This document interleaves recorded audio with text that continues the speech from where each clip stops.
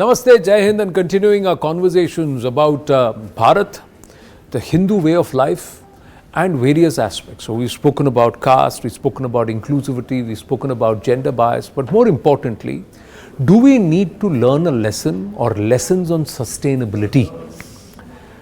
Many say in Sanskrit the word dharma means that which sustains. Dharayate iti dharma. So somewhere sustainability, is it ingrained, inherent to the Hindu way of life itself? Or the consecration of, beg your pardon, or the Pran Pratishtha of Ram Lala at Ram Lala Virajman, 22nd of January, many believe this is perhaps the time that Bharat is ready to take off. Are we going to be able to take off in a sustainable way? A Viksit Bharat in 2047, will it also be a sustainable Bharat? Let's try and understand the Hindu way of life, or the Hindu way, or Hindutva and environment. Professor Nachiketa Tiwari is with us. Dr. Amit Srivastava is also with us. He's a professor in DU. Nachiketa ji is a professor with the IIT Kanpur. And of course, Swami Vigyananand ji is with us, Vedic scholar. He studied in the Gurukul. He's a BTech himself. A lot of scientists who've also picked up spiritualism. A lot of them who understood science and education and also now have picked up the spiritual way of life. But Vigyananand ji, मैं आपसे जानना चाहूँगा, पूरा विश्व हमसे कह रहा है कि सस्टेनेबल रहो, तो हम विश्व को सस्टेनेबिलिटी सिखा सकते हैं और should we learn from them? नहीं, देखो क्या है, सस्टेनेबिलिटी के विषय में हमारा कॉन्सेप्ट क्या है कि हम सारे कॉस्मस को लिविंग बीइंग मानते हैं, है ना। उसमें हवा से लेकर, पानी से लेकर, पहाड़, नदी, पेड़, है ना, सबको लिविंग बीइंग मानते हैं। हम उनको लिविंग बीइंग की तरह से ट्रीट भी करते हैं, तो उसी कारण से हम उसकी रक्षा भी करते थे।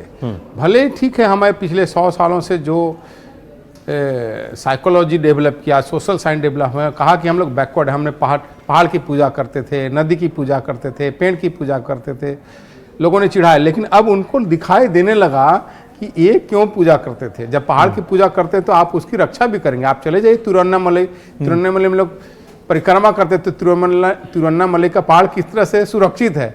आप नदी की रक्षा करते तो उसका लुक आफ्टर करते हैं, पेड़ों की रक्षा करते हैं। हम लोग बचपन में थे, शाम को कहते थे पेड़ को टच मत करो, है ना। हम मॉडर्न साइंस में सब पढ़ते हैं ना, करेक्ट, कि उसके बावजूद भी देखो सबसे ज्यादा पेड़ों का नुकसान, इन्वायरमेंट का नुकसान वेस्ट में ही होता है। वो जो डेवलप जो कंज्यूमर बेस्ड इकोनॉमी है, तो हमारा समाज क्या है, सब में लिविंग बीइंग देखता है ना, वही परमात्मा को देखता है। तो उसी के कारण से हमारा रेस्पेक्ट है, और इसी कारण से हजारों साल तक हम बड़ी इकोनॉमी थे। देखो एंगुस मैडिसन का जो स्टडी है, the world economy historical statistic, the world economy millionaire perspective, data देते हैं कि फर्स्ट सेंचुरी से लेके 15th सेंचुरी तक हम लोग 34 से लेकर 35% तक की इकोनॉमी थी हमारी, हाँ। और 15 से लेकर 18 तक हम 20 to 22% वर्ल्ड इकोनॉमी। इतनी बड़ी इकोनॉमी के बाद भी हमारे नदियाँ क्लीन थे, जंगल पहाड़ थे, डाइवर्सिटी थी। मैं एक बड़े इन्वायरमेंटलिस्ट से चर्चा कर रहा था, भाई इंडोनेशिया में इतने जंगल हैं तो क्या वहाँ पर वाइल्ड एनिमल की डाइवर्सिटी है? बोला कि नहीं है, क्योंकि वहाँ से मार के खा गए। तो हमारे यहाँ क्या है कि ये जो समाज था ना, रेस्पेक्ट वाली बात है, इसके कारण से डाइवर्सिटी था। इसलिए 100 साल, मैं जो बताया 100 साल पहले, 50 साल पहले रूरल ग्राम में हमारा जो लाइफ स्टाइल था वो गार्बेज फ्री था, हर चीज़ रिसाइकल हो जाता था। लेकिन जब से वेस्टर्न मॉडल का आया और प्लास्टिक आया और सारा कंज्यूमरिज्म आएगा, हम हर चीज़ को एक्सप्लॉइट करने लगे ना। तो इसी चीज़ से दूर करके अगर दुनिया को अगर बचना है, इस पृथ्वी को बचाना है और हेल्दी जो वातावरण रखना है भविष्य में, तो आपको पूरा हिंदू कॉन्सेप्ट है ना, जिसको हम कहते हैं केयर फॉर नेचर। हम इन्वायरमेंट की बात केयर नहीं करते, सभी कंप्रेहेंसिव नेचर की बात करते हैं, वो हमें करना होगा। और इससे हमारा जो भी डिजेनरेशन हुआ वो भी सुधरेगा और दुनिया का भी सुधार होगा। No, so we can tell the world how to care for nature, but Amit ji, I want to understand from you, is it unfair on 1/4 of the world's population, which is on 4% of the world's land mass, and which is now wanting to become a developed nation, to actually practice sustainability?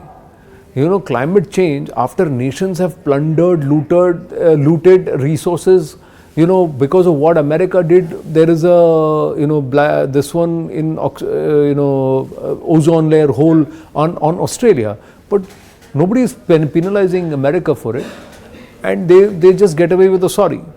But it's the developing nations which are under stress, isn't it? So can we do it? Is it possible for us to do it? हम कर सकते हैं? Actually, the best indicator for that sustainable use of resources is resource consumption per capita or pollution. If you take per capita, India has the lowest ecological footprint in the world.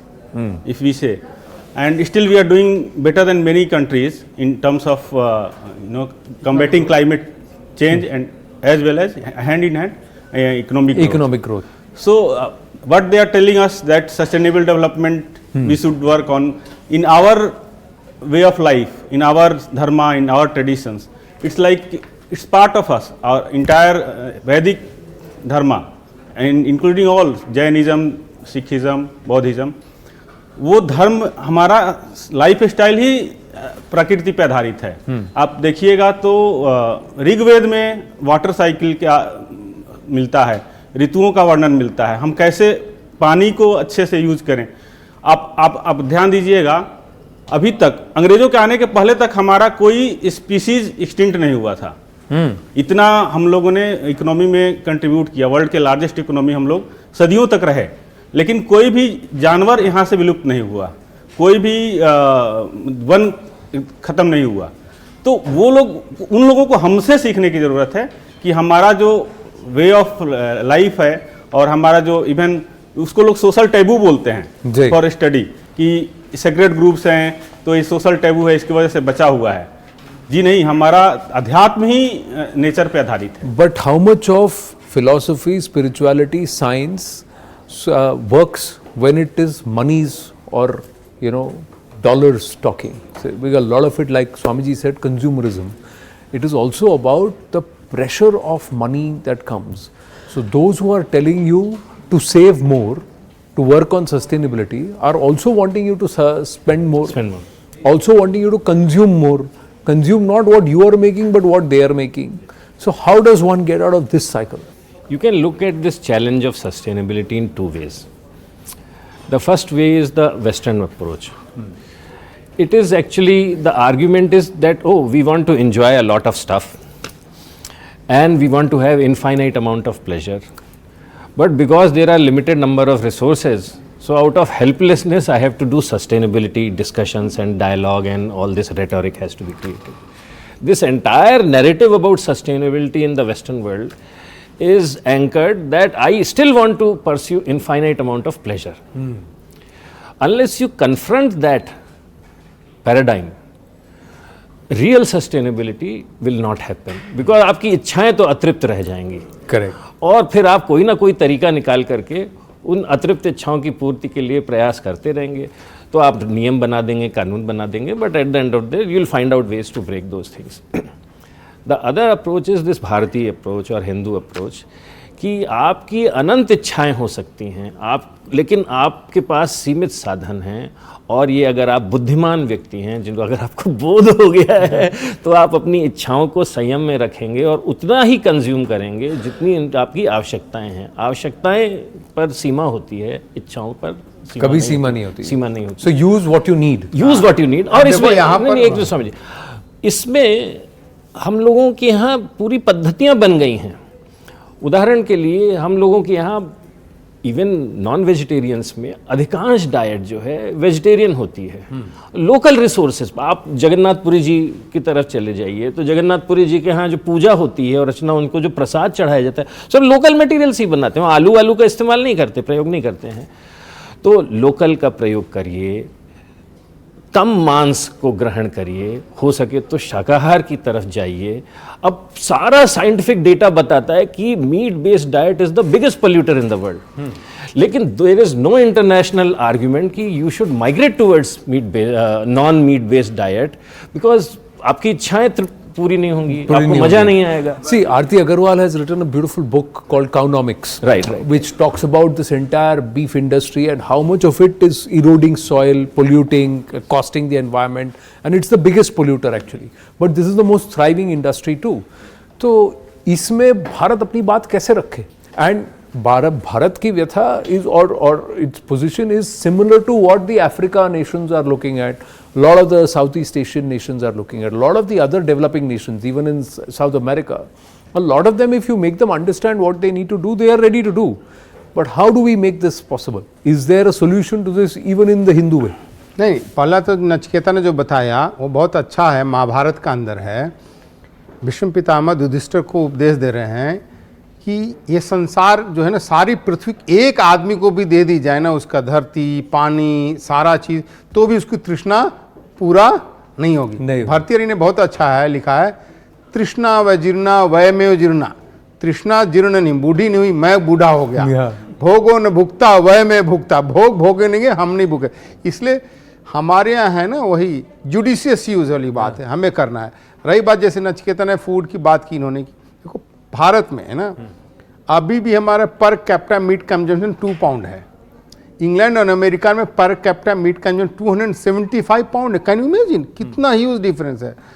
तो अब हिंदू वे यही है इसके अंदर कि जो हमारी जो आवश्यक नीड है उसको पूरा करो, है ना, ग्रीड को पूरा मत करो। ग्रीड के चक्कर में जाओगे तो कभी ये एक पृथ्वी जो है ना, एक पृथ्वी नहीं, हमें कई पृथ्वी बनानी पड़ेगी तब भी पूरा। बट लाइक दे से it is a matter of choice. अब देखिए रामलला प्राण प्रतिष्ठा हो रही है, दे विल से कि श्री अयोध्या में 5 स्क्वायर किलोमीटर के आसपास कुछ भी नहीं होगा। There will be no meat serve, there will be no butchery, no shop. There will be others who say यार it is my right to eat, मुझे जो भी है खाने दीजिए। कुछ लोग ये भी कहेंगे तो राम भी तो हंट कर रहे थे, वो भी तो मांस खाते थे, ऐसा भी लिखा है। दो चीज़ आनंद जी मैं आपको बता रहा हूँ, यहाँ जो बात कर रहे हैं, देखो कुछ चीज़ें ऐसी चीज़ हैं जो हमें समाज के ऊपर निर्भर करती। मुझे याद है कि सॉरी टू से वो जब दिल्ली में पिलियन ड्राइवर को दोनों को हेलमेट पहनने के लिए कहा गया, तो जैसे चौधरी लोग आते हैं गांव से दिल्ली में, तो एक ने कहा कि भाई दिल्ली पुलिस ने पकड़ लिया, भाई तुमने हेलमेट क्यों नहीं पहना है ना। तो चौधरी ने दिया कि भाई सिर तो मेरी फूटेगी, तुम्हें क्यों चिंता हो रही है। चिंता हो रही है, हाँ। अगर वैसा करोगे तो कुछ समाज के नियम है ना जो सबके लिए है ना। तो फूड चॉइस की बात के अल्टीमेटली जो सस्टेनेबल होगा। मुझे याद है 15-20 साल पहले पाकिस्तान जैसे देश में जो प्योर मांसाहार पर है, वहां पर मीट का शॉर्टेज हो गया। तो उन्होंने कहा एक दिन सप्ताह में मीट नहीं बिकेगा, है ना। तो आपको हमें देखना होगा कि ये हमारे सस्टेनेबिलिटी नहीं है, केवल चॉइस नहीं है, हमें कोएग्जिस्ट करना है। तो ये जो जियो और जीनो दो का हमारा सिद्धांत है ना, उसको हम मानना पड़ेगा, तभी हम इतने बड़े पॉपुलेशन समाज को अच्छी तरीके से ले चल सकते हैं। और वही हिंदू दृष्टि है जिसके अंदर पहाड़, नदी, जंगल, जानवर, एनिमेट, इनएनिमेट सबकी रक्षा हो सके। नहीं, पर कहीं ना कहीं ये कहते हैं ये हिंदुत्व एजेंडा है, वेजिटेरियनिज्म। नहीं, हिंदुत्व एजेंडा मतलब तो मतलब आप आर्ग्यू करने के लिए कुछ भी कह सकते हैं एजेंडा है, but when you look at the reality, limited resources, infinite desires, इस संदर्भ में it's common sense that you have to regulate your desires and you should pursue things which are required and not pursue so much things which you just desire. I mean, this is common sense. So this is also a question of your educational system कि आप किस प्रकार से मनुष्य को समझा रहे हैं, उसको पढ़ा रहे हैं। अब जैसे हम लोग कहा बोलते हैं दिवाली पर, जैसे एक उदाहरण आता है ना कि पटाखा नहीं छोड़ो। नाउ यू कैन आर्ग्यू कि पटाखा फोड़ना चाहिए, नहीं फोड़ना चाहिए, पॉल्यूशन होता है, नहीं होता है, but there are people who are arguing कि पटाखा नहीं फोड़ना चाहिए क्योंकि उससे पॉल्यूशन होता है। If you think there is logic in having a particular type of diet or promoting a particular, आप किसी को enforce नहीं कर सकते। पूरे भारत में अनादिकाल से हर तरीके का लोग खाते पीते हैं, मनुस्मृति में भी उल्लेख आता है कि मांस लोग खाते हैं। लेकिन अगर आप शिक्षित कर रहे हैं लोगों को कि एक तो इससे हिंसा होती है, पीड़ा होती है, और दूसरा आप ही का भविष्य गड़बड़ाएगा, आप नहीं तो आपके आगामी बच्चों का, उनके जनरेशन का भविष्य। This is also question of educational system. एक कहीं लिख नहीं सकते हैं, कहीं लिख नहीं सकते कि इस प्रकार का नियम बनाया। Correct, but now we are at I will ask you again professor Amit, we are at a process of growth. So one of the biggest things for growth is infrastructure. The moment you undertake construction, there will be pollution. The moment there is growth, there will be aspiration. There will be more vehicles on the road. Now, I cannot go ahead and ask for electric vehicles when there are no battery charging points. I can't even meet the demand of 140 crore electric vehicles on the road. It's not possible. So there will be a consumption of fossil fuel. On the one hand, you want me to improve my life, increase, there is wealth creation happening. On the other hand, you are saying, no, I'll not give you resources. On the one hand, you want better infrastructure, but you're saying don't construct because it will pollute. Now, how do we balance this? See, if we are in Delhi right now. 700 was the AQI Valid yesterday. question, 40% vehicular pollution, 37% consumption of construction because of construction. Then what do I say? अभी कैसा हुआ देखो, दिल्ली की बता रहा हूँ मैं, I am talking about, मैं जब दिल्ली में 85 में आया था, उस समय दिल्ली में 10 लाख व्हीकल थे और कलकत्ता, चेन्नई, मुंबई मिला करके दिल्ली में उनसे दुगना व्हीकल थे। कारण क्या कि हमने उस समय पब्लिक ट्रांसपोर्ट दिल्ली का कोलैप्स हो गया था, DTC इतना कोलैप्स हो गया, तब लोगों ने सब मारुति आया, सब लोगों ने कार खरीदना शुरू कर दिया और फिर धीरे धीरे बढ़ गया। यदि हम अपने शहरों को, जहाँ जैसे दिल्ली जैसा, पब्लिक ट्रांसपोर्ट बहुत अच्छा कर दें, जैसे लोगों ने मेट्रो बनाया, लेकिन जिस तरह का और प्लानिंग होना चाहिए और जितना रैपिड होना चाहिए, हमारा ring road, outer ring road, ये सब बनना चाहिए, तो जब पब्लिक इस पर जाने लगेगी तो ये जो मेजर पोल्यूशन जो हो रहा है दिल्ली में, तो वो तो व्हीकुलर पोल्यूशन है। पोल्यूशन है 40% इज व्हीकुलर पोल्यूशन, बट उसमें भी तो समय लगे ना, there is a time lapse. Now the other thing we are also seeing is that there is huge amount of urban migration towards urban areas. How do I stop it? Solution lies in the things what Swamiji and Professor Nachiketa has said. We have to develop our way of development. Like we don't need to import what West is doing. Like they are focusing on individual consumption. But here in our traditions, our society is basically focused on the collective development. Collective development. Exactly. Okay. So consumption also should be looked at from a collective aspect rather than an individual exactly. If you see that they studied environment from the point of views like in Quran and in Bible, there even spiritual things are based on consumption. In our society, it is other way around. Like in Kathopanishad, like it is said that entire universe is like a people upside down, like roots are above and तना अधः शाखा, जी। तो इसमें सब एक साथ हैं, आपका मतलब जो सुप्रीम पावर से लेके और जड़ चेतन तक एक ही पार्ट हैं। तो हम उसको कंजम्पशन के हिसाब से नहीं देखते हैं, हम उसको अपने नियम और जो समाज में जो बना है, हमारा जो ट्रेडिशन है, उसके हिसाब से हम देखते हैं, हम उसको भोग So you are saying that we need to formulate our own ways. Exactly. यहाँ पर we have done. ऐड कि देखो डेवलपमेंट के क्यों मेट्रो सिटी इतने क्यों रस हो रहा है, क्योंकि हमने पिछले 75 साल में, जिसमें कांग्रेस ने सोशलिस्टिक मॉडल ऑफ डेवलपमेंट किया, हमने अर्बन सिटी सब सेंटर को डेवलप नहीं किया। अगर 500 बड़े मेरे सेकंड टायर, 2 टायर, 3 टायर के सिटी हम लिवेबल बन जाए, जहां education, health, economic generation, employment की अच्छा सुविधा होगी, लोग दिल्ली नहीं आएंगे। आप चले जाओ जर्मनी में गांव की जमीन शहर से ज़्यादा महंगी है। लोग शहर में कौन रहता है? जो लोअर क्लास शहर रहता है, जो रिच है गाँव में रहता है। तो उसके कारण से वो हम इंफ्रास्ट्रक्चर, जो फैसिलिटी, वो धीरे धीरे गाँव में डेवलप करनी चाहिए। और वही चीज़ है कि अंत में जिसको कहते हैं, गांधी जी की बात कर रहा हूँ कि गाँव में रहते हैं, भारत गाँव में रहता है, तो गाँवों को भी लिवेबल हमें बनाना है, जिससे कि माइग्रेशन नहीं हो। और जैसे जैसे देखो माइग्रेशन नहीं होगा, अब देखो मैं बता रहा हूँ, दिल्ली और मेरठ वाला एक्सप्रेसवे बन गया, जो लोगों ने गेस्ट हाउस वगैरह बिजनेसमैन रखे हुए थे, आते थे, अब कोई नहीं आता है, सब उन्होंने बंद कर दिया। वहाँ से मेरठ से एक दिन में आते हैं, चले जाते हैं। तो ये क्या कि सभी सिटी, मेजर सिटी के अलावा आसपास सिटी को सब लिवेबल बनाना होगा, थोड़ा उनका इंफ्रास्ट्रक्चर डेवलप होगा। गांव में 3-4 चीज़ें हम लोग डेवलप कर दें, एजुकेशन, हेल्थ, एम्प्लॉयमेंट, तो देखो फिर माइग्रेशन रुकेगा। We need dharma based development and we need our perspective. So what is this dharma based development? Now are we seeing that in Ayodhya?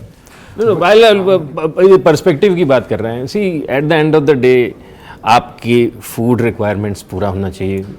There is no one who can argue कि भाई कम खाओ, जितना आवश्यकता मिलना चाहिए। शिक्षा की पूर्ति होनी चाहिए, ट्रांसपोर्टेशन की पूर्ति होनी चाहिए, आवास की पूर्ति होनी चाहिए, ये सब तो होना ही चाहिए, because these are the actual realities. Yeah, basic needs.